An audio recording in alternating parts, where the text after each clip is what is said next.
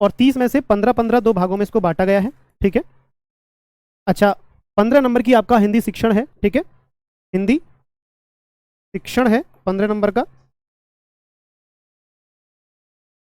और 15 नंबर का आपका गद्यांश और पद्यांश है, ठीक है, गद्यांश और पद्यांश है। इसी गद्यांश पद्यांश में से 2-3 नंबर का, 4 नंबर का मुश्किल से आपसे व्याकरण पूछ लेगा, ठीक है, ठीक है। इसी में व्याकरण आपका आएगा, मुश्किल से 3-4 प्रश्न व्याकरण के पूछेगा, बाकी गद्यांश पर आधारित कुछ प्रश्न इसमें से पूछे जाएंगे, ठीक है। तो हिंदी शिक्षण बहुत ज़्यादा महत्वपूर्ण है, इसीलिए हम इसको पढ़ेंगे। पहले पहले हम हिंदी शिक्षण को पढ़ेंगे। अच्छा, हमें ये ध्यान रखना है दोस्तों कि हिंदी शिक्षण में हमारे, जैसे कि आप में से बहुत सारे विद्यार्थी जो है अंग्रेजी माध्यम के यानी कि इंग्लिश मीडियम के विद्यार्थी हैं और बहुत सारे ऐसे विद्यार्थी हैं, मतलब सभी विद्यार्थी, दूसरी चीज़ ये है, विद्यार्थी सभी की मैं बात कर रहा हूँ, सभी विद्यार्थियों के लिए, कि जो हिंदी शिक्षण या आपका सीडीपी या कोई भी पेडागोजी होती है वो कभी भी कहीं भी नहीं पढ़ाई जाती है। मतलब आपके बीए में, 12th में, 10th में कहीं नहीं पढ़ाई जाती है, आपके बीएड वगैरह में पढ़ाई जाती है, जिसको आप जो है अच्छे से या थोड़ा ध्यान से नहीं पढ़ पाते हैं। उसी के कारण ये है कि यहाँ पर कोर्स लिया जाता है आपके द्वारा, ठीक है। अगर वहाँ पर अच्छे से पढ़ लें तो फिर आवश्यकता ही नहीं पड़ेगी, लेकिन कोई नहीं, ये जब एक सिस्टम की जो है प्रक्रिया है, जो व्यवस्थाएं ऐसी बनी हुई हैं, तो उस हिंदी शिक्षण को हम जो है यहाँ पर अच्छे से पढ़ेंगे। जो आपके बीएड में आपको पढ़ाया गया था, किसी भी तरह से पढ़ाया गया, आपने किसी भी तरह से उसको पढ़ा, उसको विस्तार से यहाँ पढ़ेंगे।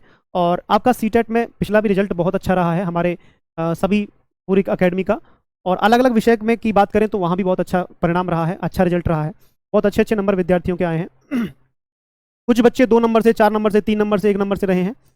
तो इसका ना एक तरीका होता है, जैसे मैं आपको कहूँ कि मैं किसी विषय को सपोर्ट नहीं कर रहा हूँ, लेकिन जैसे कि हिंदी माध्यम के बहुत सारे विद्यार्थी होते हैं, उनको अंग्रेजी समझ में नहीं आती है सीटेट की, तो वो संस्कृत ले लेते हैं। कुछ विद्यार्थियों को हिंदी और इंग्लिश दोनों समझ में नहीं आती, तो वो उर्दू ले लेते हैं। अंग्रेजी, संस्कृत तो अंग्रेजी समझ में नहीं आती है। कुछ को संस्कृत समझ में नहीं आती, जो इंग्लिश मीडियम के विद्यार्थी वो अंग्रेजी ले लेते हैं।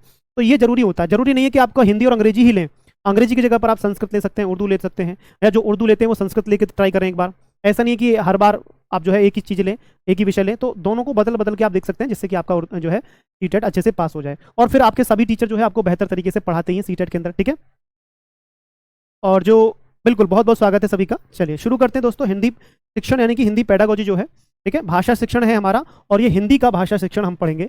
और सबसे पहले दोस्तों हम उन चीज़ों की चर्चा करेंगे जो हमारे हिंदी के अंदर कठिन शब्द हैं, और इन्हीं, विश्वास मानिए कि जो कठिन शब्द हमारे हिंदी के अंतर्गत हैं, उन्हीं से आपका बहुत सारा हिंदी पेडागोजी कवर हो जाएगा। मतलब जैसे पारिभाषिक शब्द जैसे हम कह सकते हैं, देखिए मैंने इसको नाम दिया कठिन शब्द, और कठिन शब्द के साथ में हम इसका नाम देंगे पारिभाषिक शब्दावली, ठीक है, पारिभाषिक शब्दावली, ठीक है, पारिभाषिक शब्दावली इसको हम कहेंगे। और ये ना आपका जो चैप्टर है पारिभाषिक शब्दावली, ये कई दिन चलेगा। कई दिन का मतलब है इस पर हम ना बहुत जो है नए नए और महत्वपूर्ण टॉपिक की चर्चा करेंगे, जो आपके सीटेट में पूछे गए हैं। एक बात ध्यान रखना कि कठिन शब्द मतलब ये मत समझिए कि आपका एक अभ्यास चीज है या फालतू की चीज है।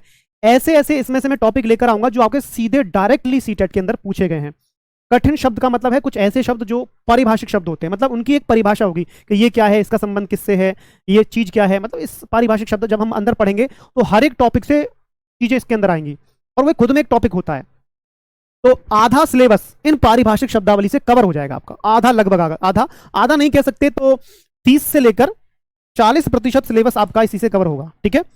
30 से लेकर 40% का जो सिलेबस है हिंदी का, वो इसी से कवर हो जाएगा, कठिन शब्दों से या पारिभाषिक शब्दावली से 30 से लेकर 40% कवर हो जाएगा, ठीक है। बात समझ में आ रही है? ओके रिपोर्ट है। चलिए, तो पहला है दोस्तों एक्स्ट्रापोलेटिव लेखन। इसके बारे में परीक्षा में सीटेट के अंदर बहुत पूछा गया है, और कई कई बार पूछा गया है एक्स्ट्रापोलेटिव लेखन क्या होता है। यदि आपने पिछला सीटेट दिया हो या सीटेट का पेपर देखे हो, तो उसमें पूछा जाता है कि एक्स्ट्रापोलेटिव लेखन क्या होता है।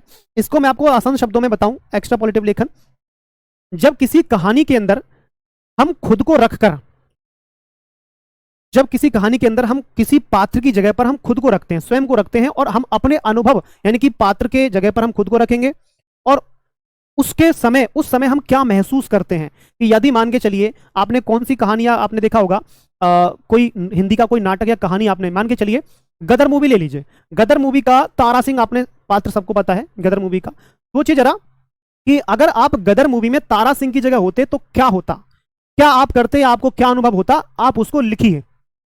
मतलब आप अपने अनुभव लिखिए, यदि आप तारा सिंह होते, या कफन कहानी में घीसू या माधव यदि आप होते तो क्या होता आपके साथ में, आप क्या महसूस करते, जरा उसको लिखिए। या फिर कहें अंधेर नगरी में जो आपके महंत जी होते हैं नाटक के अंदर, अगर आप उसकी जगह होते तो आप क्या महसूस करते, आप अपने अनुभव को लिखिए। तो इसी को एक्स्ट्रापोलेटिव लेखन कहते हैं, ठीक है। अच्छा, इसकी थोड़ी विचार कर लेते हैं। एक्स्ट्रापोलेटिव लेखन और किस किस तरह से। एक्स्ट्रापोलेटिव लेखन का मतलब है पिछले ज्ञान या अनुभव के आधार पर अनुमान या परिकल्पना करना। अनुमान मतलब जो हमारा पिछला ज्ञान है, पिछला अनुभव है, उसके आधार पर हम कोई एक नई चीज कल्पना करते हैं। मतलब कहा ना कि पिछला ज्ञान का मतलब है जो उस समय वो घटना बीती है, वो पिछला ज्ञान हुआ। उसमें हम खुद को रखेंगे और खुद को रखने के बाद हम एक कल्पना करेंगे, एक इमेज मतलब इमेजिनेशन करेंगे। हम कल्पना करेंगे कि हम ऐसे उसकी जगह पर होते तो हम क्या होता, वो अनुभव को लिखना। इसमें किसी के स्थान पर खुद को रखकर लिखा जाता है, अपने अनुभवों को लिखा जाता है। हम किसी के स्थान पर खुद को रखेंगे तो देखो, मान के चलिए अगर आप किसी पर आरोप करते हैं, किसी पर दोषारोपण करते हैं, मतलब किसी पर आप इल्जाम लगाते हैं, दोष लगाते हैं, तो कोई एक बीच का एक बहुत समझदार विद्यार्थी आता है, वो समझदार आदमी आता है, वो कहता है कि भाई ऐसा नहीं है, सोचो जरा इसकी जगह पर आप होते तो क्या करते बताओ। आप अगर इसकी जगह पर होते ना तो आप भी ऐसा ही करते कि क्यों भाई ऐसा क्या हुआ, अब आप देखिए जरा इसकी पूरी कहानी सुनिए। मतलब ऐसा कुछ कहते हैं ना कि अगर आप इसकी जगह पर होते तो आप भी ऐसा ही करते। मतलब कहते हैं ना, जैसे कि मान के चलिए कोई गाड़ी चला रहा है, कोई बाइक चला रहा है भीड़ के अंदर, तो उस समय क्या होता है, हम क्या करते हैं, चलानी नहीं आती है इसको गाड़ी, मतलब उसको 2-4 गालियां दे देते हैं, गाड़ी चलानी नहीं आती, गाड़ी लेके आ गया, कहाँ गड्ढे में घुसाया जा रहा, कहाँ मेरी तरफ ले जा रहा है। तो कोई एक समझदार आदमी जो उसका अनुभव करता है तो कहता है कि अगर तू भी ड्राइवर या गाड़ी चला रहा होता ना तो तू भी ऐसा ही करता, उसकी जगह पर खुद को रखकर देख, तब समझ में आएगा तुझे बात। जब किसी दूसरे की जगह पर हम खुद को रखकर देखते हैं और उसके अनुभवों को साझा करते हैं तो इसी को एक्स्ट्रापोलेटिव लेखन कहा जाता है, ठीक है। एक्स्ट्रापोलेटिव लेखन के कुछ उदाहरण मैं देता हूं यहां पर। कल्पना करें कि आप किसी कहानी में एक आगंतुक हैं, आगंतुक मतलब एक तरीके से मेहमान, ठीक है, या आप उसमें आए हुए, आगंतुक का मतलब होता है मेहमान, जैसे आ जाते हैं, ठीक है, मतलब रिश्तेदार, जैसे कि कहते हैं रिश्तेदार आए भाई घर पे, ठीक है, विदा देके जो जाते हैं।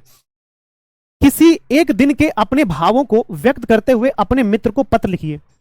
इन्हीं चीजों को, मतलब कहानी में आप एक मेहमान हैं और उस मेहमान की जगह पर आप खुद को रखते हैं और आपने क्या महसूस किया, क्या अनुभव किया, उसी रूप में आप अपने मित्र को पत्र लिखिए कि मैंने ये महसूस किया, मैं इसकी जगह होता, या मैं अब ये बन चुका हूं तो मैं क्या होता। मैंने चले गदर मूवी में तारा सिंह हूं तो मैंने तारा सिंह के रूप में क्या क्या चीजें महसूस की, कैसे सकीना को बचाया, कैसे सकीना को लेकर आया, है ना, और कैसे अशरफ अली को मैंने डांट लगाई, अशरफ अली कैसे मैंने नल उखाड़ा।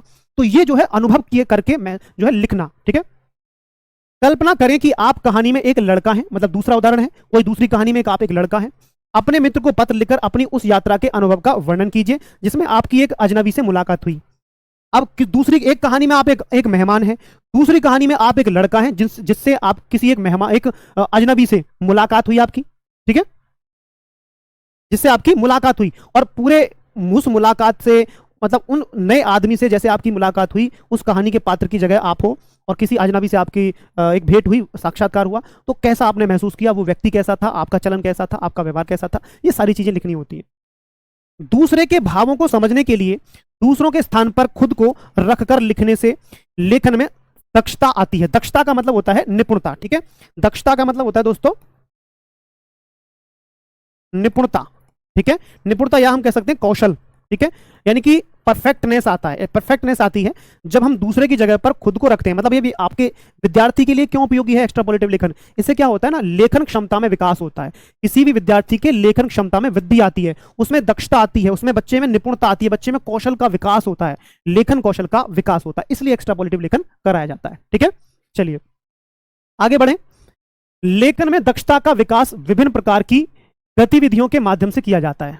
लेखन में दक्षता का विकास मतलब अभी जो हम बात कर रहे थे, दक्षता यानी कि निपुणता।